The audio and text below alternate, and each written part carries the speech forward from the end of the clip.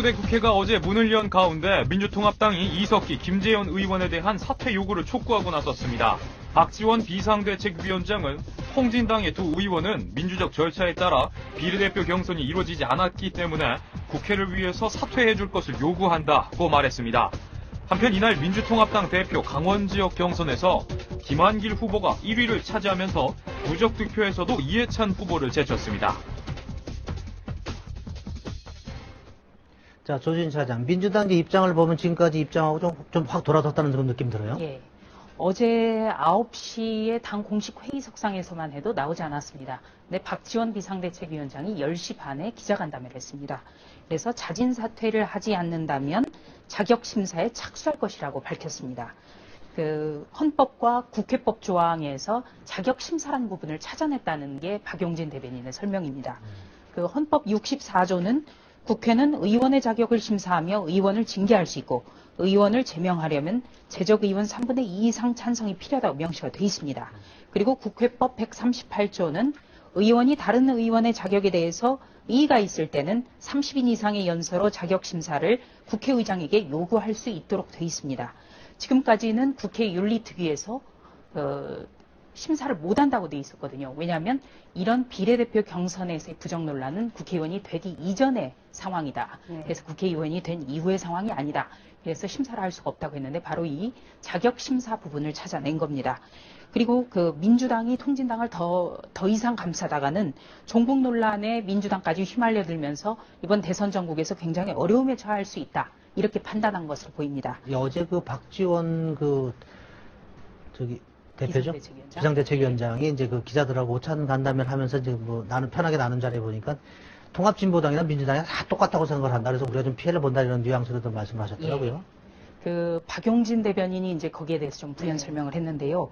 이석기, 김재현 두 의원이 박근혜 대표의 선거대책위원장이 됐다는 말이 꽤 나온다. 이런 얘기까지 했습니다. 그러면서 분리수거론을 폈습니다. 분리수거론. 예. 그러니까 야권 연대를 하더라도 다만 분리해서 우리가 표에 도움이 되는 쪽만 받자. 그래서 분리수거다. 이렇게 뜻은 와닿는데 표현은 좀 그렇더라고요. 나도 우리 신문마다 분리수거 뭐 이런 표현이 있는데 조금 좀 저는 개인적으로 좀 거슬렸는데 뭐 뜻은 와닿습니다.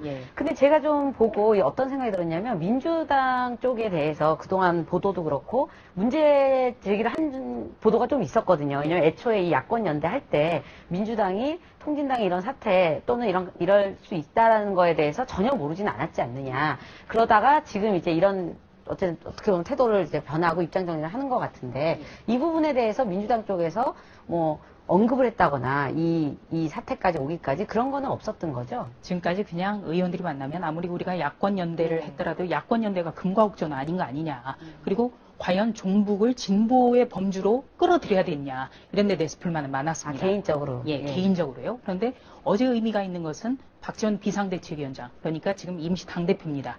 그분이 공식적으로 새누리당이 지금 자격심사를 요구하고 있는 상황에서 새누리당의 의견에 힘을 실어준 겁니다.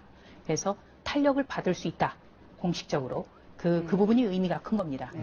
지금 강 부장 말씀하신 거랑 좀 비슷한 얘기인데요. 이 선거 과정에서 민주통합당과 통합진보당이 야권 연대라는 명분으로 해서 단일 후보를 내고 서로 정책 공조를 하고 서로 선거운동을 해줬잖아요. 그 덕분인지 통합진보당 쪽에서 보면은 전국적으로 봤을 때 영남 지역보다는 호남 지역에서 득표율이 상당히 높았던 것으로 확인이 되잖아요. 그런 것으로 보면은 민주통합당 쪽에서 선거운동을 많이 해주고 지원을 해줬다는 이야기가 되는데 그런 사람들을 당선시켜 놓고 나서 지금은 이제 뭐 분리수거해야 된다 뭐 이런 식으로 발뺌을 하는 것은 좀 이렇게 적절치 않아 보이는데 자기 반성도 좀 필요한 대목 아닌가요? 그런 대목이 좀 있었는지 좀 자기 반성이 필요합니다. 그러니까 정치 아닌가요? 그럴 수도 있겠네요. 그래서 지금 이제 불리한 것은 잊어버리고 앞으로 과거를 잊어버리고 지금 불리한 게 나타나니까 지금 그 부분만 똑대서 생각을 하는데 지금 이동영 차장이 말씀한 대로 이번 이상규 씨라든가 지금 문제가 되고 있는 성남중원의 김미 당선자라든가 김미 의원이라든가 이런 분들은 전부 다 민주당이 예전부터 쭉 잡음이 있었음에도 불구하고 덮어준 거거든요. 다 도와준 거 아닙니까? 그렇죠. 거기에 대해서 진솔한 사과가 선행이 돼야 되겠습니다. 이제는 분리수거가 아니라 이게 완전히 그 쓰레기 종량제로 적용을 해야 되는 거 아닌가? 아, 이제 말씀이 좀 많이 나가시는데 보니까. 자, 그러면 이제 좀 궁금한 게 이제 새누리당에서는 이제 이 문제위원들 좀 제명을 하겠다고 했었고, 이제 어떻게 보면 민주당도 이제 태도를 좀 바꿔서 그럼 자진 사퇴라는 이제 말까지 나오지. 나중에 보면 그러면 제명을 하든지 자진 사퇴를 하든지 이게 두 당이 합쳐서 이 사람들 국회에서 나갈 수 있게 할 수 있는지 그런 실행이 될지 궁금합니다. 예. 그 제명 절차를 밟는다는 것은 시간이 굉장히 오래 걸리거든요. 네. 그렇기 때문에 박지원 비상대책위원장도 어제 그 제명이라는 거, 또 자격심사라는 건 국회법에 보장된 그 국회의원의 행사할 수 있는 권한이지만 시간이 많이 걸리기 때문에 두 사람이 자진 사퇴하는 것이 최선이라는 말을 했습니다. 아, 그 야권 연대는 그럼 앞으로 어떻게 될 걸로 보시나요? 그 야권 연대라는 거는 네. 지금까지 야권에서는 신성시대 왔습니다. 신성 불가침처럼. 근데 12월 대선까지는 새누리당이 박근혜 위원장을 상대로 해서 결집해야 된다. 여기는 아마 크게 이견이 없을 겁니다. 그런데 지금 통합진보당 같은 경우에는 어제 당장 박지원 비상대책위원장의 말에 반박을 하고 나섰어요. 야권 연대에 지장이 있을 수 있다. 또 모욕적이라든가 이렇게 압박을 했습니다. 그래서 최대한 얻을 것은 얻어내겠지만 네. 민주당에서는 지금의 통진당, 아무런 반성 없는 통진당과 연대해봐야 얻을 게 없다. 이런 얘기가 많습니다. 네. 예, 우리 조 기자 보니까 어제는 이제 김승규 전 국가정보원장 인터뷰를 했었고, 어제는 뭐 오늘자 중앙일보에 보면 김종빈 전 검찰총장 인터뷰를 했어요. 그래서 이제 어제도 이제 주사파 문제 수사했던 문제에 대해서인데, 김종빈 총장도 어제 좀 뼈아픈 소리 했습니다. 그러니까 지금의 이 통진당 사태, 이건 노무현 정부 때 비롯된 것이다. 이런 발언했습니다. 예. 제가 2005년에 대검찰청을 출입할 때 강정구 교수건이 터졌고, 잘 아시겠네요. 예, 그로 인해서 김종빈 총장이 물러났거든요. 근데 이제 어제 아침에 시기도 좀 적절하고 또 김승규 전 국정원장의 후속 인터뷰식으로 한번 전화를 드려보니까 이게 단순히 어떤 강정규 교수건만으로 법무부 장관과 검찰총장이 갈등을 빚어서 총장이 사표를 던진 사건이 아니라는 것을 좀 저도 새삼 깨닫게 됐습니다. 그 김종빈 전 검찰총장이 2005년 10월에 그 강정구 교수 사건을 구속해야 된다고 의견을 개진했다가 불구속 수사 지휘가 내렸거든요. 근데 그 강 교수는 6.25 전쟁은 통일전쟁이다. 네. 그리고 메가더는 전쟁광이다. 이런 내용의 글을 게재한 혐의입니다. 국가보안법 위반이죠. 그래서 김종빈 전 검찰총장은 어제 그 동아일보 인터뷰에서 논란이 되고 있는 통진당의 이석기 당선자만 하더라도 노무현 정권 때 2번이나 특별 사면이 됐다. 그래서 지금의 작금의 통진당 사태는 그 노무현 정권이 토대를 만들어준 것이라고 비판을 했습니다. 이 의원이 민혁당이라는 사건으로 실형 선고를 받았는데요. 바로 노무현 정권 때인 2003년 한번 광복절 특별 사면을 받았고 그 가석방이 됐습니다. 그리고 또 한 번은 2005년입니다. 그때도 광복절 특사 때 복권까지 됐습니다. 결과적으로 국회의원까지 되기에 이르는 어떤 단초를 제공한 게 바로 노무현 정권이라는 그런 해석도 가능한 겁니다. 그 특별 사면이라는 게 사실 한 번도 받기 어려운 건데 이석기 당선자 같은 경우는 납득하기 어려운 이유로 2번을 받았거든요. 예, 그 송두율 씨 그때 이제 문제가 됐었을 때도 이제 국가보안법 수사할 때 노무현 대통령이 국회에서 때 발언 때문에 검찰이 좀 이렇게 수사에 좀 지장을 받았다는 그 뉘앙스도 말씀하셨던데. 예, 바로 2003년의 일입니다. 그 검찰이 그 제독사회학자죠. 송두율 씨를 국가보안법 사건으로 수사할 때 그 노무현 대통령이 국회 시정연설을 했습니다. 처벌도 중요하지만 한국 사회의 여유와 포용력을 전 세계에 보여주는 것도 중요하다. 그래서 사실상 구속하지 말아라. 이런 뜻을 밝혔습니다. 그리고 강금실 당시 법무부 장관은 그 대통령 연설 이후에 불구속 수사해야 된다고까지 분명하게 밝혔습니다. 그럼에도 불구하고 검찰은 송 씨를 구속 기소했습니다. 왜냐하면 검찰은 법 집행기관이기 때문입니다. 그 어저께 저희가 또 약간 화제가 돼서 이슈토크에서 잠깐 언급했던 게 이제 안철수 원장 관련된 거였거든요. 과연 어제는 할까 했는데 역시 또 명확한 입장은 안 밝히셨어요. 그래서 역시나 했는데 네. 근데 계속 안 밝히면 물론 이제 종북 관련된 입장 표명은 하긴 했는데 대선 관련돼서는 안 밝히신 거죠. 지금 이제 대선이 6개월 남았고 네. 또 부산이 안철수 원장의 고향입니다. 그래서 진짜 어제는 좀 대선에 대한 자기의 견해를 밝히지 않을까 이렇게 기대를 많이 했고요. 특히 강연의 주제가 지금 우리에게 필요한 것은 그래서 굉장히 좀 의미심장했습니다. 그래서 기자들이 야, 오늘은 뭔가 나오는 게 아니냐 해서 각사에서 이 통진당 사태에도 불구하고 각사에서 부산에 다 한 명씩 내려갔습니다. 그런데 안 원장이 사회 변화를 바라는 열망이 저를 통해 분출된 것인데 만약 제가 정치를 하게 된다면 그 기대에 어긋나지 않을 수 있을까? 스스로 질문을 던지는 것이 도리다. 지금은 해법을 찾아가는 과정 중에 있다. 여전히 고민하고 있다는 뜻을 밝혔습니다. 안철수 원장을 좋아하는 분들한테 지금 필요한 거는 좀 인내나 기다림 뭐 이런 게 아닐까. 너무 오래되긴 했는데 이름이 나온 게 좀 한참 됐잖아요. 예. 사실은 오르내린 게. 예.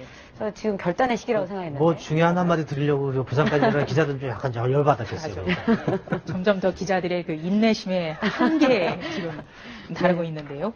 그 안철수 원장이 지금 말씀하신 대로 정치권에서 이름이 나온 지 햇수로 2년째입니다. 네. 작년 10월 2년이나. 서울시장 재보궐선거 때부터 이제 안철수 원장이 사실상 정치에 입문을 했으니까요. 그런데 어제 같은 경우에는 발언이 3월 말에 서울대 강연 때보다 훨씬 후퇴한 발언입니다.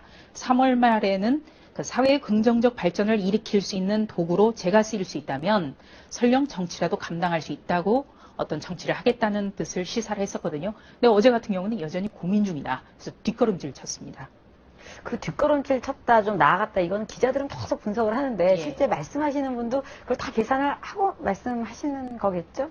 예비 그렇게 정치인이면? 말씀을 그렇게 하셔야 봐야 정치인이겠죠. 네. 궁금하다. 하여튼 뭐 그 강의 제목이 지금 우리에게 필요한 것은이라는데 지금 필요할 땐 좀 명확한 입장을 좀 밝혔으면 좋겠습니다. 네. 다음은 그 민주당 그 경선 소식 한번 좀 들어보겠습니다. 어제 강원도였죠. 강원도에서 그 김한길 후보가 연일 뭐 됐는데 어제는 누적 합계에서도 이제 역전을 했습니다. 예. 그 김한길 후보가 어제 드디어 역전을 했는데요. 어제까지 민주당 경선이 지역 순회 9곳을 했습니다. 근데 그 중에서 김한길 후보가 7곳에서 승리를 했습니다. 네. 그 이해찬 후보가 승리를 거둔 단 2곳은 부산과 충청남도입니다. 부산은 친노의 아성이고 충남은 이해찬 후보의 고향이 있는 곳입니다. 그렇기 때문에 굉장히 초라한 성적이다. 그래서 이해찬 대세론이 정말 꺾였다. 이런 평가가 많이 나오고 있는 겁니다. 어쨌든 경선 과정이 뭐 이변이다 해서 쭉 이런 일이 일어나는데, 이거가 의미하는 메시지랄까? 이건 예. 어떤 거를 봐야 될까요? 예. 김 후보의 선전은 사실 그 이해찬 후보가 그 친노의 대표 주자로 나서면서 친노의 독주가 더 이상 민주당에 계속돼서는 안 된다라는 견제 심리가 강하게 발동된 것이라고 그 분석들을 하고 있고요. 그 이 후보가 이달 초에 실시된 그 원내대표 경선을 앞두고 이박연대를 띄웠죠. 네. 그런데 거기에 대해서 문재인 상임 고문이 담합이 아니라 단합이다. 이렇게 해서 세 분이 패키지로 끼어들어간 겁니다. 근데 김한길 후보는 그 민주당 내에서도 굉장히 대표적인 전략 기획통이고요. 그래서 그걸 딱 포착을 해서 이번 경선이 친노와 비노의 싸움이다. 이렇게 구도를 만들었습니다. 그래서 이 후보를 제외한 나머지 모든 후보들이 비노로 묶였고요. 그리고 또 문재인 상임 고문을 제외한 나머지 대선 주자들이 전부 다 이해찬 후보에게 등을 돌렸습니다. 그리고 또 이해찬 후보 개인의 특성도 큽니다. 그 어떤 타협할 줄 모르는 편협한 성격이라든가 이런 게 연대 파트너를 전혀 만들어내지 못했습니다. 본인 스스로도 라디오 인터뷰에서 이순희 표가 왜 김한길 후보한테만 가는지 모르겠다. 이렇게 토로까지 했습니다. 아무튼 뭐 저기 이해찬 후보 입장에서는 좀 내가 과거에 왜 그랬지 뭐 이런 생각 좀 할 것 같아요. 예. 근데 하여튼 어제도 강원도 경선 전에 그 동아일보에 보도된 이해찬 후보의 사진이 굉장히 인상적이고 화제가 됐습니다. 네, 저희도 되는 사진이요, 저게. 그 이해찬 후보의 그 특유의 그 눈썹 사진, 앵그리버드였다. 그래서 그 가장 그분의 어떤 특징이 나타나는 그런 사진이었다. 이런 얘기도 많이 나왔습니다. 사실 오늘 역전 되는데 보통은 이제 좀 약자 쪽에 사람들이 심정적으로 가잖아요. 근데 오늘도 이제 전북 하나 또 남았죠. 근데 여기서도 지금 예상은 이제 김 후보가 좀 유리할 거라고 돼 있는데 계속 이렇게 가다 보면 김 후보가 워낙 유리해서 또 이제 또 반대 쪽으로 뭐 이렇게 실릴 수도 있는 건가요? 수도권에서는? 지금 벌써 이제 어제부터는 네. 김한길 견제론이 지금 고개를 들었고요. 근데 이제 오늘 전북 경선을 보면 전북은 뭐 정동영, 정세균 네. 이런 그 대선 주자급 유력 정치인 두 분이 다 이미 서울로 지역으로 옮겼습니다만 굉장히 두 분의 영향력이 큰 지역입니다. 그래서 정세균 상임 고문 같은 경우는 지금 이해찬 후보를 지난번에 이박연대 굉장히 비판을 했거든요. 그래서 오늘도 김한길 후보의 선전이 예상이 되고요. 네. 이렇게 되면 이제 서울과 경기, 인천, 수도권 세 곳의 경선만 남겨놓게 됐는데 오늘 경선까지 결과 이것이 어떤 좌표로 작용을 할 수가 있기 때문에 특단의 조치가 없는 한 이해찬 대세론이 다시 전화되기는 어려울 것이라는 전망이 많습니다. 예, 하여튼 그 김한길 후보가 이번 전북이죠? 전북에서 경선에서도 또 이제 확실하게 좀 굳히게 들어갈지 좀 궁금하고요. 예. 그 다음에 그 다음 일정은 어떻게 됩니까? 내일은 인천 경선이고요. 그리고 일요일에는 그 경기도 경선이 있습니다. 그리고 월요일에는 서울 경선이 일요일 경기도 경선이 있고요. 근데 인천과 경기, 서울은 투표를 안 한다면서요? 예, 투표를 안 하고 6월 9일 날 현장에서 그 대의원 투표를 하게 됩니다. 그러니까 오늘까지 전북에서의 누적 합계가 그만큼 중요한 겁니다. 예. 아무튼 뭐 흥미를 더해가고 있는 그 민주당 경선 얘기 들어봤습니다.